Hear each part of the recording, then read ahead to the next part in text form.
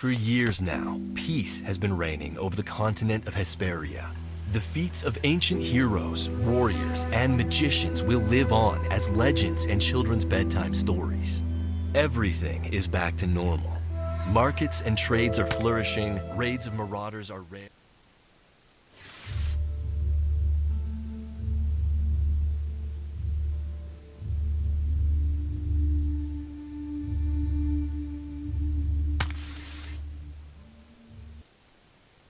Without hesitation, Leon decides to head to Laganasan.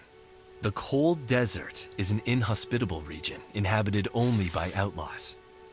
Its border is marked by an imposing metal fence. No one has ever been able to climb over it.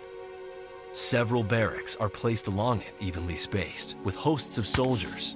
Each troop is numbered. Leon is outraged by the power play taking place. He decides to act upon getting rid of his audience. Unleash a fire wave all around him. Discharge an air blade to behead the soldiers.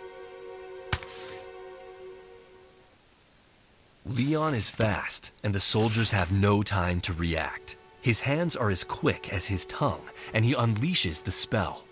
Despite the devastating effects on his opponents, he is safe. The sorcerer smugly smirks. The maimed bodies of the foolish men lie on the ground, the smell of blood and guts beginning to taint the stale air of the barracks. He proceeds, exploring the territory. After some time, Leon finds the hill surrounded by bones, just as the Snake Man had described it. The glacial cold is in sharp contrast with the burnt color of the dragon's lair. A strange feeling grips Leon's stomach.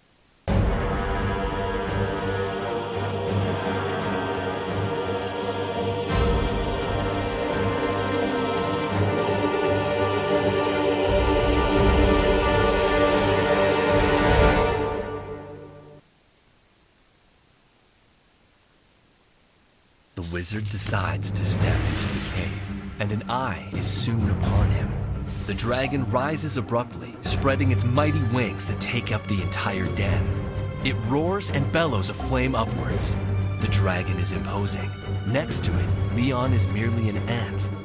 Its back is covered in scales, while its belly resembles that of a snake, slimy and gross. Leon's gaze follows the coils of fire as they rise. He notices that the hill's ceiling is open to the skies, allowing the creature to come and go as it pleases. A primal fear grips the wizard's heart, but his determination prevails. The situation is critical, and he must act now. Attack the dragon with a blast of water. Conjure a wall of water to shield himself from the dragon's first strike. The wall of water conjured by Leon shields him from the blast of fire, confusing the dragon. Leon must seize this moment and decide whether to hurl a volley of water blasts at its head to knock it out without wounding it, or to block the movement of its limbs by summoning roots from the ground.